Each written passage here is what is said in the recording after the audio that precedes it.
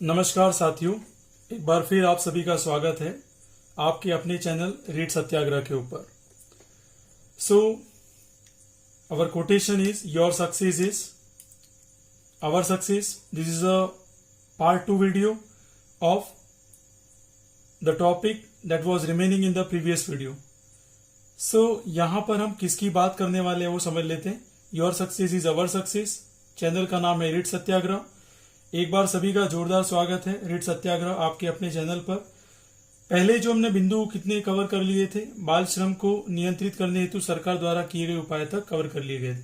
आज हम जो बात करने वाले हैं, जिन बिंदुओं के ऊपर बात करने वाले हैं, उनकी बात कर लेते हैं। पहला जो मैं बात करने वाला हूं, बाल विवाह क्या है और उसके कारण क्या है। दूसरी यहाँ पे हम जो बात करने वाले हैं वो है बाल विवाह संबंधी कानूनी प्रावधान क्या क्या सरकार द्वारा किए गए हैं। तीसरी जो बात करने वाले हैं वो है बाल विवाह के दुष्परिणाम क्या क्या हैं। और लास्ट जो अंतिम आज की वीडियो में बात करने वाले हैं, बाल विवाह को रोकने के उपाय कौन कौन से हैं। तो चलिए शुरुआत कर लेते हैं आज की इस टॉपिक की। तो सभी शिक्षक साथियों का पुनः मैं स्वागत करता हूं। और कुछ बिंदु समझ में नहीं आए तो आप कमेंट कर सकते हैं। इसके बारे में दोबारा मैं प्रॉब्लमेटिक कोई भी जो भी टॉपिक होगा उसको दोबारा बना दिया जाएगा। तो चलिए शुरुआत करते हैं। बाल विवाह होता क्या है। ठीक है, तो बाल विवाह होता क्या है। सरकार द्वारा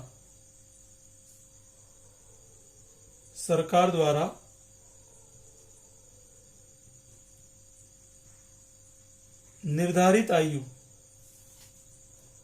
सरकार द्वारा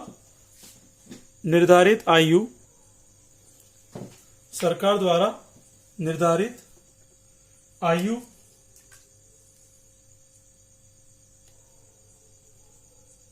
से कम आयु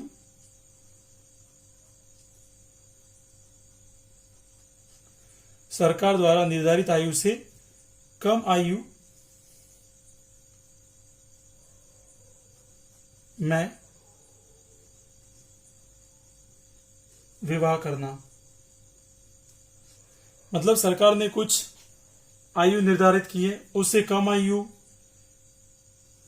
के अंदर विवाह करना क्या कहलाता है, बाल विवाह कहलाता है। ठीक है, और आप सभी जानते होंगे भली भांति, ये तो वर्तमान में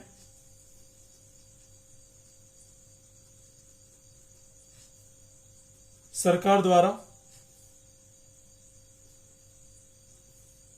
विवाह की आयु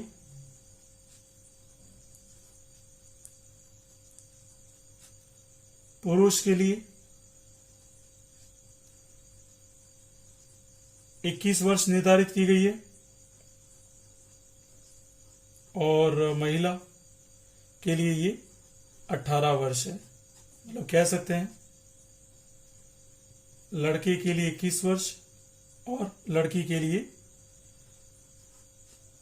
18 वर्ष की आयु निर्धारित की गई है। ये कुछ बातें वो ध्यान रखनी है। क्या होता है बाल विवाह। सरकार द्वारा कोई निश्चित आयु से पहले या उससे कम की आयु में क्या कर लेना, विवाह कर लेना, बाल विवाह कहलाता है। वर्तमान में सरकार द्वारा एक विवाह की निश्चित आयु निर्धारित की हुई है, जो कि आपके सामने है। यहाँ पर पुरुष कितने वर्ष का होना चाहिए, 21 वर्ष का होना चाहिए, और महिला कितने वर्ष की होनी चाहिए या लड़की कितने वर्ष की होनी चाहिए, 18 वर्ष की होनी चाहिए। ये चीजें आपको अच्छे से ध्यान रखनी है। ठीक है, तो ये थी हमारी बाल विवाह की परिभाषा और सरकार द्वारा निर्धारित विवाह की वर्तमान आयु। अब हम बात करने वाले हैं बाल विवाह के कारण कौन कौन से हैं। तो कुछ एक पहले समझा देता हूं, उसके बाद हम लिखने में व्यस्त रहेंगे ताकि आप लोग नोट्स बना लें। सबसे पहला मुख्य कारण है कि आज की जो जनरेशन है वो तो काफी इंप्रूवमेंट में है, लेकिन अभी भी कुछ प्रॉब्लमेटिक कंडीशन चल रही है। अभी रिसेंटली नरेंद्र मोदी जी, जो आपके अभी भावी हमारे प्रधानमंत्री जी है, इन्होंने अभी कहा है कि लड़की की आयु भी कितनी कर दी जाए, 21 वर्ष कर दी जाए। ठीक है, क्योंकि वो इक्वेलिटी चाहते हैं और ये भी बहुत जल्दी आ सकता है, इसलिए आपको ध्यान में भी रखना है। अगर चेंज हो जाता है तो आपको वो चेंज भी याद रखना है। अब बाल विवाह का सबसे प्रमुख कारण ये है कि हमारे समाज के अंदर जो भी स्त्री वर्ग है या जो भी लड़कियां होती है उसे बोझ माना जाता है। क्या माना जाता है? बोझ। ये सबसे बड़ा कारण है। और दूसरा सबसे बड़ा कारण है कि शिक्षा का अभाव होना। शिक्षा जिस घर में नहीं होगी और शिक्षा होने के बाद सही तरीके से वो शिक्षित वर्ग नहीं होगा तो हमेशा वो लड़की को क्या मानेंगे, बोझ मानेंगे। तीसरा मुख्य कारण है रूढ़िवादिता का होना कि भाई लड़का ही वंश को आगे बढ़ा सकता है, लड़की आगे वंश को नहीं बढ़ा पाएगी। ये सारी बातें एक प्रमुख कारण मानी जा सकती है बाल विवाह के लिए। तीसरा एक अंधविश्वास, ये सबसे बड़ी समस्या है। अंधविश्वास मतलब छोटी एज में शादी कर देंगे तो बच्चे आगे आने वाले जीवन में सफलतम रहेंगे, हमारे बाबा जी ने कहा है कि यहाँ शादी करा देना, वो करा देना। तो ये काफी एक अंधविश्वास की श्रेणी में इसको मानेंगे हम। और एक मुख्य स्थिति होती है कि कई परिवार ऐसे जिनकी आर्थिक स्थिति इतनी खराब है तो वो ये समझते हैं कि छोटी सी आयु में हम किसकी करा दें शादी, लड़की की शादी करा देते हैं, फिर बड़ी होगी तो इतना खर्चा होगा, कैसे कर पाएंगे। ठीक है, तो जो कारण मुख्य है परीक्षा की दृष्टि से वो मैं यहाँ पे लिख रहा हूं। सबसे पहला जो कारण है, ठीक है, वो है शिक्षा का अभाव। शिक्षा का अभाव, ठीक है, होना। दूसरा जो प्रमुख कारण है वो है आपका माता पिता द्वारा लड़की को बोझ समझना। ठीक है, इसके लिए कई सरकार नई नई स्कीम ला रही है, राजश्री करके, श्री लक्ष्मी, बहुत सारी स्कीम है जो राजस्थान सरकार इसमें पूरी कोशिश कर रही है। तीसरा है यहां पर रूढ़िवादिता का होना, ये लड़का ही वंश को आगे बढ़ा सकता है। तो ये कुछ ऐसी चीजें हैं जो काफी समाज के लिए घातक हो सकती है और हो भी रही है कई समाज में। और चौथा कारण यहां पर है, सभी शिक्षक बंधु ध्यान से देखें, आर्थिक स्थिति का खराब होना। चौथा कारण क्या है, आर्थिक स्थिति का खराब होना। अब कई फैमिली ऐसी जिनकी आर्थिक स्थिति बहुत ही ज्यादा क्या है, खराब है, तो ये समझते हैं कि छोटी उम्र में शादी करा देंगे तो इससे खर्चे क्या हो जाएंगे, कम हो जाएंगे और शादी भी हो जाएगी। और पांचवा कारण है अंधविश्वास का होना। और इसी वजह से सबसे बड़ी समस्या है हमारे समाज की कि आज भी वो अंधविश्वास में लिप्त है। तो एक बार फिर देख लो, बाल विवाह का मतलब क्या होता है, सरकार द्वारा निर्धारित आयु से कम आयु में विवाह करने की स्थिति को क्या कहते हैं, बाल विवाह। वर्तमान सरकार द्वारा निर्धारित आयु कितनी है, लड़की की 21 वर्ष है और लड़की की 18 वर्ष है। बाल विवाह का प्रमुख कारण क्या है, एक तो शिक्षा का अभाव होना हमारे समाज के अंदर, दूसरा माता पिता लड़की को बोझ समझते हैं, तीसरा है रूढ़िवादिता का होना और चौथा है आर्थिक स्थिति का खराब होना और अंतिम है अंधविश्वास का होना। सो मैं उम्मीद करता हूं कि आपको ये दोनों टॉपिक और दोनों बिंदु समझ में आ गए होंगे। तो अब हम बात करने वाले हैं नेक्स्ट बिंदु, इसको देख लेते हैं क्या कह रहा है ये बिंदु। सो अब हम बात करने वाले बाल विवाह से संबंधित कानूनी प्रावधान। तो इसको एक बार देख लो। बाल विवाह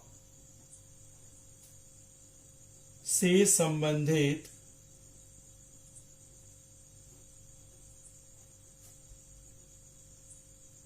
कानूनी प्रावधान,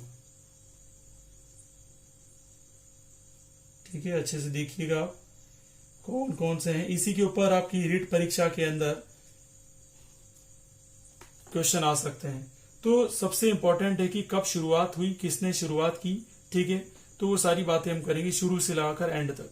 तो बात करते हैं बाल विवाह से संबंधित प्रथम जो प्रयास किया गया था और वो सफलतम प्रयास था, तो किसने किया था और कब किया था। तो सर्वप्रथम यहां पे मैं डाल रहा हूं जिस बिंदु का नाम है शारदा एक्ट। इसके ऊपर कई बार क्वेश्चन पूछे हुए रिट एग्जाम में, जब आर्टेड हुआ करता था तो सबसे ज्यादा ये पसंदीदा क्वेश्चन था एग्जामिनर का पर्यावरण की दृष्टि से। तो शारदा एक्ट कब आया था, तो सबसे पहले ये जान लीजिए, शारदा एक्ट आपका लेके आए थे 1929 में। कब लेकर आए थे, 1929 में। और भारत में सर्वप्रथम किसी ने बाल विवाह को रोकने का प्रयास किया है तो वो है हमारे, याद रखना, अजमेर के रहने वाले, सबके दुख हरने वाले हर विलास शारदा जी। तो याद रखिएगा हरविलास शारदा। इन्होंने क्या किया, प्रयास करके 1929 में एक शारदा अधिनियम पारित करा दिया। शारदा अधिनियम पारित करवा दिया। कब पारित करवाया था? 1929 में पारित करवा दिया। किसने करवाया? अजमेर के हरविलास शारदा जी ने। ठीक है। और इसे कब सहमति मिली वो भी ध्यान रखना है आपको। इसे सहमति मिली थी 1 अप्रैल 1930। कब मिली थी? 1 अप्रैल 1930। और याद एक और चीज रखनी है, उस समय क्या था, जम्मू कश्मीर एक स्पेशल स्टेटस था। आज तो 370 जो धारा है वो हट चुकी है, आर्टिकल हट चुका है। ठीक है। तो जम्मू कश्मीर को छोड़कर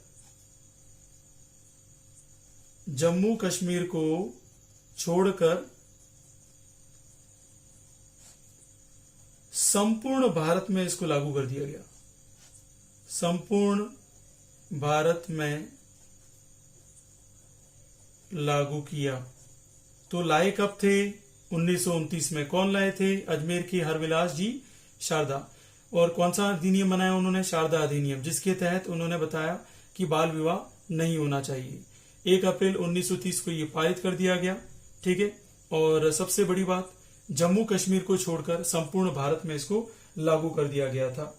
इस अधिनियम को क्या हुआ अब तक देखा जाए तो इस अधिनियम में कितने कुल संशोधन किए गए? 3 बार संशोधन किए गए। कुल कितनी बार संशोधन किए गए? 3 बार संशोधन किए गए। तो 3 बार संशोधन कर दिए हैं, तो कब कब किए गए सर? तो बताते हैं सभी भाविक शिक्षकगणों को। पहला जो संशोधन किया गया था वो था 1949 में। दूसरा संशोधन जो किया गया था वो था 1978 में।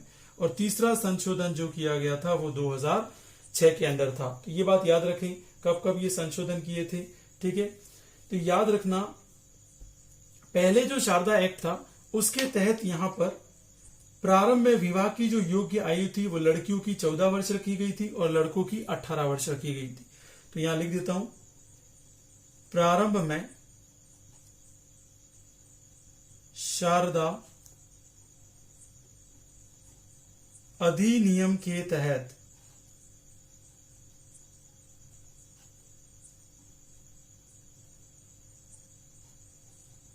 लड़कों की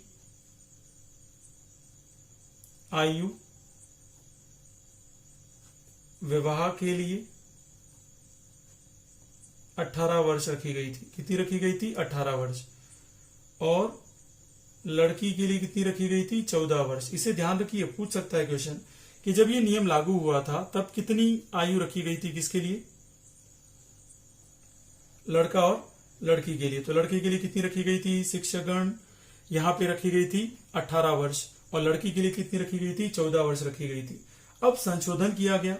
कौन सा संशोधन इंपॉर्टेंट था? 1978 वाला। ये ध्यान रखिएगा, कौन सा संशोधन इंपॉर्टेंट था? 1978 वाला। 1978 का जो संशोधन किया गया था इसके अंदर आयु को बदल दिया गया। और आयु को बदलकर यहां किया गया कि लड़की की जो आयु है, लड़की की आयु को 21 वर्ष रखा गया और लड़की की आयु को कितना रखा गया? 18 वर्ष कर दी गई। और याद रखना, शारदा एक्ट 1929 को वर्ष 2006 में केंद्र सरकार द्वारा इस अधिनियम में संशोधन किया गया और इस अधिनियम को क्या कर दिया गया? समाप्त कर दिया गया। क्या कर दिया गया? समाप्त। मतलब आपको पूछ सकता है शारदा अधिनियम 2006 में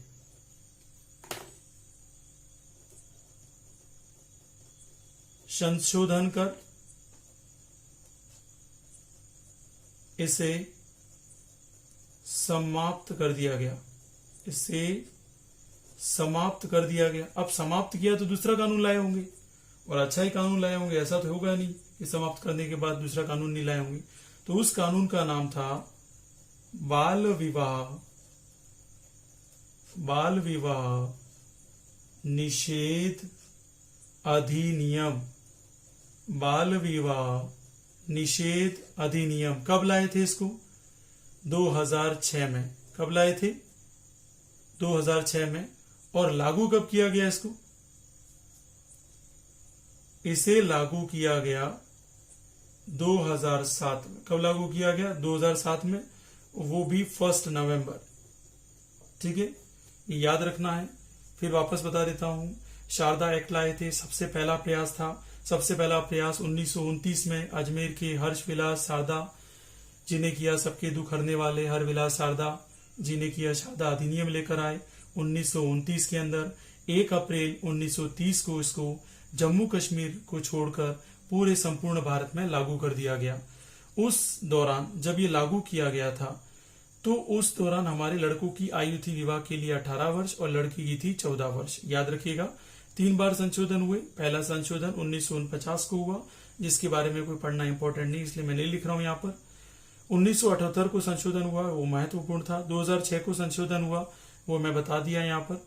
तो 1978 संशोधन में लड़के और लड़की की आयु को हमने क्या कर दिया? परिवर्तित किया। यहाँ पर सरकार ने इस आयु को निर्धारित करके बढ़ा दिया। लड़कों की 21 वर्ष कर दी और लड़की की 18 वर्ष कर दी। तो शारदा अधिनियम 2006 में संशोधन कर इसे समाप्त कर दिया गया और बाल विवाह निषेध अधिनियम इसकी जगह लाया 2006 में और इसे संपूर्ण भारत में लागू किया गया, जम्मू कश्मीर को छोड़कर 1 नवंबर 2007 में। कब लागू किया गया था? 1 नवंबर 2007 में इसे लागू किया गया। तो अब बात करते हैं बाल विवाह निषेध अधिनियम 2006 क्या है ये।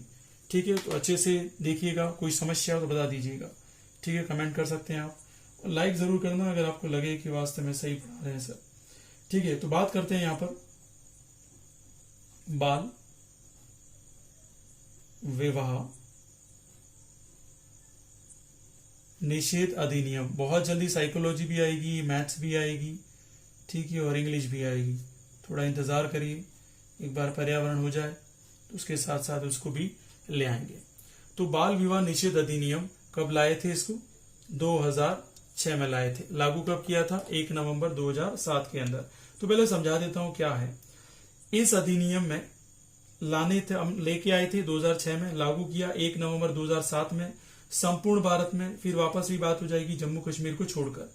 इस अधिनियम की यह विशेष प्रावधान किया गया था कि बाल विवाह को लड़का व लड़की द्वारा निर्धारित आयु से अधिक आयु होने के पश्चात 2 वर्ष के भीतर उस विवाह को निरस्त भी किया जा सकता है। कहने का मतलब, बाल विवाह में मान लीजिए आपकी शादी किसी लड़की के साथ हो गई और मान लीजिए आप एक मैच्योर हो गए, 21 साल की आपकी उम्र हो गई, लड़की की 18 साल हो गई।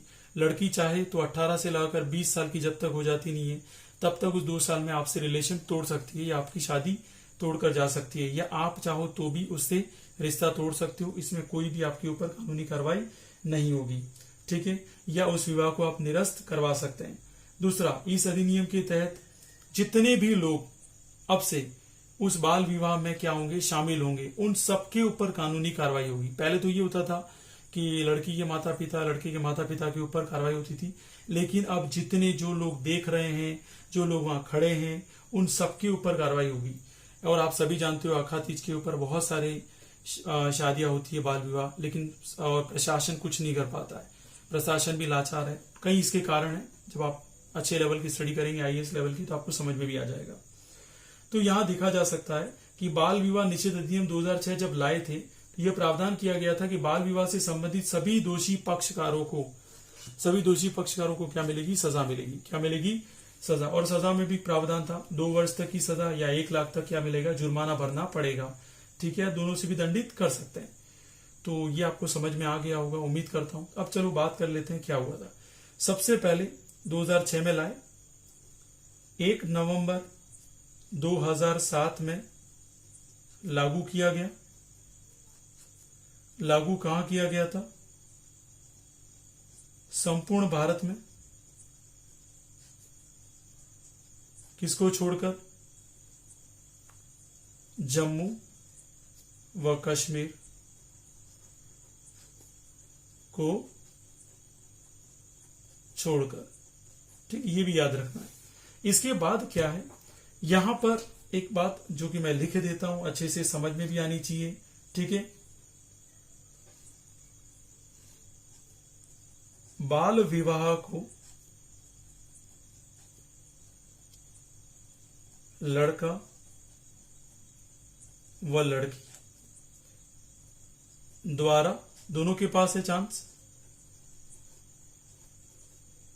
निर्धारित आयु से अधिक आयु होने के पश्चात 2 वर्ष तक, कितने वर्ष तक? 2 वर्ष तक या उसके भीतर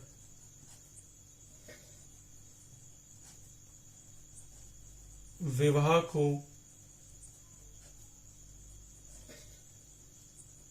निरस्त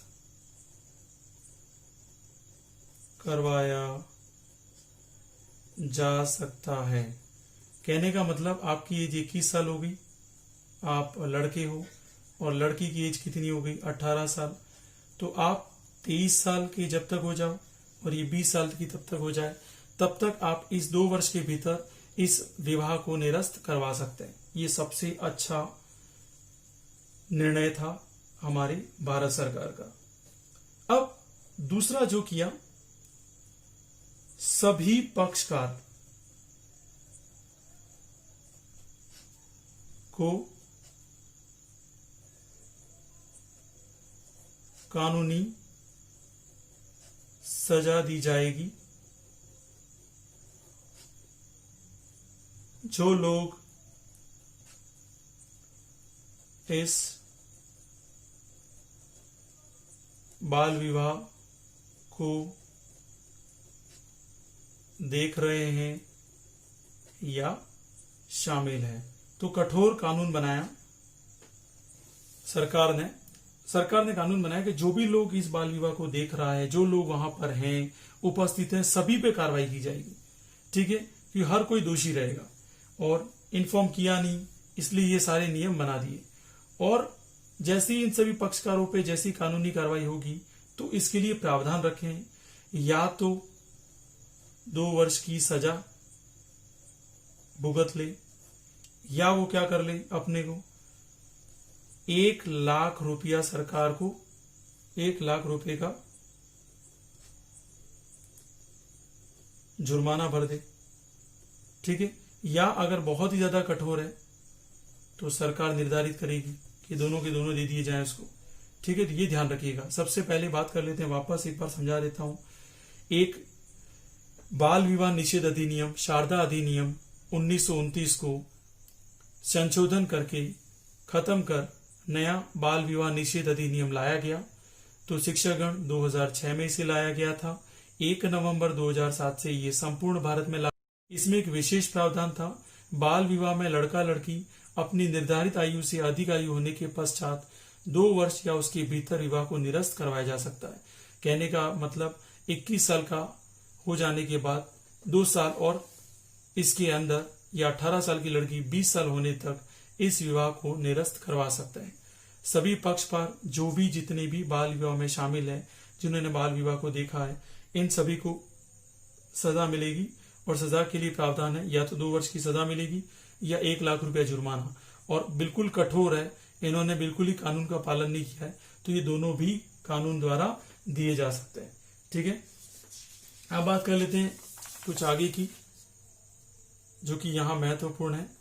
तो अब यहां पे बात करते हैं बाल विवाह संबंधी महत्वपूर्ण तथ्य क्या हैं। ठीक है, बाल विवाह में कौन कौन से तथ्य जो महत्वपूर्ण है हमें जानने हैं। बाल विवाह से संबंधित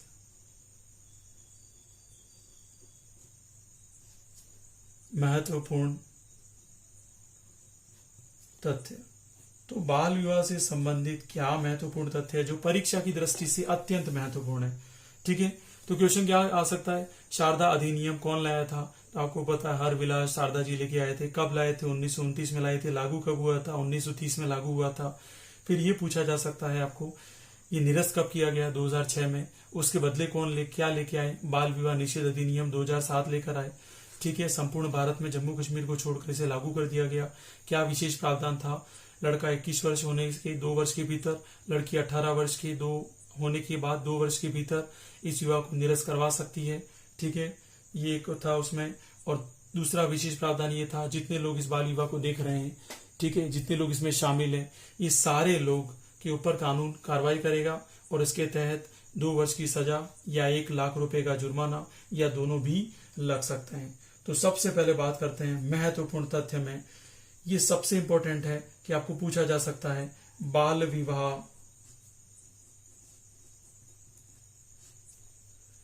कब करवाए जाते हैं। तो आपको याद रखना है अक्षय तृतीया के ऊपर सबसे ज्यादा बाल विवाह होते हैं। कब होते हैं? अक्षय तृतीया के ऊपर। और उसका दूसरा नाम है आखातीज। क्या नाम है? आखातीज। तो अक्षय तृतीया और आखातीज पर सर्वाधिक बाल विवाह होते हैं और यही दिन है जहां पर भारत में सबसे ज्यादा बाल विवाह होते हैं। तो अब थोड़ा सा अगर आप एंशियंट हिस्ट्री में चले जाएं, ठीक है, बात करें तो भारत में सर्वप्रथम लिखित बाल विवाह, ये पेंडुलम पब्लिकेशन से मैंने पढ़ा था, ठीक है, उसी का मैं बता रहा हूं। भारत में सर्वप्रथम लिखित बाल विवाह कब हुआ था? हर्षवर्धन के काल में हुआ था। ठीक है, हर्षवर्धन के काल में हुआ था। हर्षवर्धन आपको पता ही होगा, उनके काल में चीनी यात्री आए थे विजिट करने के लिए। ठीक है, इन्होंने क्या किया था, कन्नौज के एक शासक थे जिनका नाम था ग्रहवर्मन। इन्होंने अपनी बहन की शादी कराई थी। ठीक है, तो याद रखना है अपने को, इतना कोई डिटेल में याद नहीं रखना है। कौन से काल में था? हर्षवर्धन के काल में। ठीक है, कन्नौज के राजा थे ग्रहवर्मन। लिख देता हूं अगर आप कहते हो तो। कन्नौज के राजा कौन थे? ग्रहवर्मन थे। और रानी मतलब किसकी बहन थी? किसकी बहन थी? हर्षवर्धन की। और हर्षवर्धन की बहन थी, इनका नाम था राजश्री। इनका बाल विवाह हुआ था सर्वप्रथम भारत में। ऐसा क्वेश्चन पूछा जाए तो ये अपने को देना आंसर, अपने को कहीं कोई होशियारी दिखानी नहीं है। अब दूसरी बात कर लेते हैं कि भारत में सबसे ज्यादा बाल विवाह होते कहां हैं। ये याद रखना है, सर्वाधिक बाल विवाह अगर भारत में देखा जाए तो सर्वाधिक बाल विवाह कहां होते हैं? बिहार के अंदर, शिक्षा का अत्यधिक अभाव वाला राज्य। ठीक है, सबसे ज्यादा आईएएस देने वाला भी राज्य यही है, शिक्षा का अभाव भी यही है। ठीक है, और यहाँ की राजनीति बहुत जबरदस्त है। और न्यूनतम बाल विवाह, तो न्यूनतम बाल विवाह वाला कौन है? वो भी अपने को याद रखना है, वो है हिमाचल प्रदेश। कौन है? सभी शिक्षकगण समझ में आ रहा होगा आपको। न्यूनतम बाल विवाह वाला कौन है? हिमाचल प्रदेश। ठीक है, अब हम बात कर लेते हैं नेक्स्ट बिंदु की, बाल विवाह के दुष्परिणाम। हाँ, एक और महत्वपूर्ण क्वेश्चन भी आपको पूछा जा सकता है कि आखातीज के अंदर ही क्यों होते हैं? क्योंकि उसको शुभ दिन माना जाता है। ठीक है, और उसी दिन सबसे ज्यादा बाल विवाह किए जाते हैं, क्योंकि शादियों का सबसे बड़ा सीजन उसे मान सकते हैं आप। तो एक छोटी सी चीज याद रखनी है कि सर्वाधिक यहाँ पर बाल विवाह कौन से राज्य में होते हैं? तो बिहार में होते हैं, जहाँ शिक्षा का अत्यधिक अभाव है। और दूसरी चीज अपने को याद रखनी है कि यहाँ पे न्यूनतम बाल विवाह कहाँ पे होते हैं? हिमाचल प्रदेश में। और एक सबसे पहला बाल विवाह किस काल में हुआ था? हर्षवर्धन के काल में हुआ था। राजा ग्रहवर्मन के साथ उन्होंने अपनी बहन राजश्री की शादी कराई थी। अब बात कर लेते हैं बाल विवाह के दुष्परिणाम। क्या क्या बाल विवाह के दुष्परिणाम होते हैं? सबसे पहला बाल विवाह के दुष्परिणाम में आता है बालक बालिका शिक्षा से क्या रह जाते? वंचित हो जाते हैं। ठीक है, तो शिक्षा से वंचित कौन हो जाएगा? बालक व बालिका जिसका बाल विवाह कर दिया गया है। दूसरा सबसे इंपॉर्टेंट है, ठीक है, यहां पर जैसे शादी कराओगे तो शारीरिक व मानसिक विकास नहीं होगा। छोटे से शादी कराओगी तो उन्हें पता ही नहीं चलेगा, ठीक है। तो ना तो शारीरिक और ना ही मानसिक, दोनों ही विकास उसमें मिलेंगे नहीं। अब तीसरी बात कर लेते हैं, ठीक है। यहां पर बाल विवाह होने के बाद, अब विवाह होगा तो संतान तो होगी, बाल विवाह होने के बाद जो भी संतान होगी वो उत्पन्न होने वाली संतान क्या होगी? अस्वस्थ होगी। संतान क्या होगी? अस्वस्थ। ये ध्यान रखिएगा। और चौथा जो बिंदु है इसमें ध्यान रखना है, सर्वश्रेष्ठ परिणाम नहीं मिलेंगे। कहने का मतलब सर्वश्रेष्ठ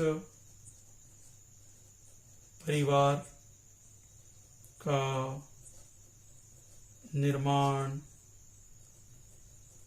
संभव नहीं है। तो आप सर्वश्रेष्ठ परिवार का निर्माण इसलिए नहीं कर सकते, पहले तो माता पिता ही छोटे जिनकी शादी कर दी है, ठीक है, वो बड़े हुए, उनको ही नहीं पता है, शिक्षा से वंचित है, शारीरिक मानसिक विकास उनका नहीं हुआ है, वो संतान को क्या सिखाएंगे? क्या अपनी फैमिली को कैसे सर्वश्रेष्ठ बना सकते हैं वो? तो ये सबसे प्रमुख कारण है जो अपने को ध्यान रखने हैं, ठीक है। और परिवार के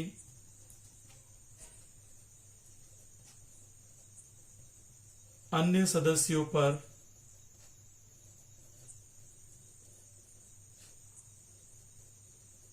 विपरीत प्रभाव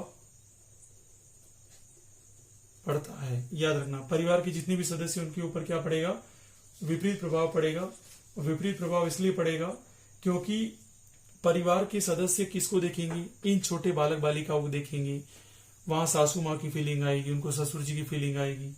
तो इनको डेवलप तो करना दूर की बात है, इनके अंदर ही देखेंगे, इनकी संतानोत्पत्ति कैसे रखना है, क्या करना है, इसी में लगे रहेंगे। तो न तो उनको शिक्षा मिली ढंग से, न शारीरिक और मानसिक उनकी बुद्धि का विकास हुआ। बाल विवाह होने के बाद संतान भी कैसी रही? अस्वस्थ रही। तो ये सारे किसके दुष्परिणाम है? बाल विवाह के। अब हम बात कर लेते हैं अंतिम बिंदु आज के इस वीडियो का, ठीक है, जो पार्ट सेकंड है, जिसमें मुझे बताना था आपको बाल विवाह के बारे में। अब बात कर लेते हैं बाल विवाह को रोकने के उपाय क्या क्या, सरकार ने क्या क्या उपाय किए हैं। बाल विवाह को रोकने के उपाय, तो क्या क्या उपाय सरकार द्वारा किए गए हैं या हम भी कर सकते हैं? दोनों बातें करेंगे। तो आप क्या कर सकते हो? समाज में इस बुराई के बारे में जागरूकता लाना, ठीक है। सबसे पहला क्या कर सकते हो आप? जागरूकता ला सकते हो, बता सकते हो कि बाल विवाह करने के बाद क्या क्या दुष्परिणाम है इसके, समझा सकते हो गांव गांव में जाकर, ठीक है। और दूसरी भागीदारी किसकी हो सकती है? मीडिया। मीडिया के द्वारा इसके दुष्परिणाम को बताना, ठीक है। तो मीडिया के द्वारा भी हम इस्तेमाल कर सकते हैं और इसको रोकने के उपाय कर सकते हैं। और सबसे अंत कर सकता है इसका शिक्षा का सही रूप से प्रचार प्रसार करना। तो शिक्षा का यहां पर सही ढंग से आपको क्या करना पड़ेगा? प्रचार प्रसार करना पड़ेगा, ताकि यहां पर सभी लोगों को समझ में आए इसके दुष्परिणाम क्या है, क्या आगे नुकसान हो सकते हैं, ठीक है। और चौथा है सरकार के द्वारा बनाए गए कानूनों का कठोरता से पालना करवाई जाए, कानून के बारे में बताया जाए, इतना बड़ा नुकसान होगा, ये सजा होगी, ये सारी चीज बताई जाए, ठीक है, ताकि वो संभले। इसके बाद भी दूसरा और कर सकते हैं, जो एकदम पिछड़े एरिया है जहां पर नहीं है फैसिलिटी टीवी वगैरह की, तो वहां क्या कर सकते हैं, नुक्कड़ नाटकों का हम क्या कर सकते हैं, आयोजन करवा सकते हैं। क्या करवा सकते हैं, आयोजन। तो ये कुछ बातें हैं बाल विवाह को रोकने के उपाय के लिए। वापस एक बार शॉर्ट में बोल लेता हूँ, समझ लेना। समाज में इस बुराई के बारे में जागरूकता लाइए। दूसरा, मीडिया के माध्यम से बताइए इसके दुष्परिणाम क्या क्या हैं। शिक्षा का सही रूप से आप क्या करिए, प्रचार प्रसार करवाइए। सरकार के जो द्वारा बनाए गए कानून है उसकी कठोरता से लोगों को क्या करवाना, पालना करवाना। ऐसे एरिया जहाँ पर टीवी वगैरह नहीं है, मोबाइल वगैरह की फैसिलिटी नहीं है, नुक्कड़ और नाटकों का आयोजन करके समझाना। तो धन्यवाद बंधुओं, शिक्षक साथियों। उम्मीद करता हूँ आज का लेक्चर आपको समझ में आया होगा।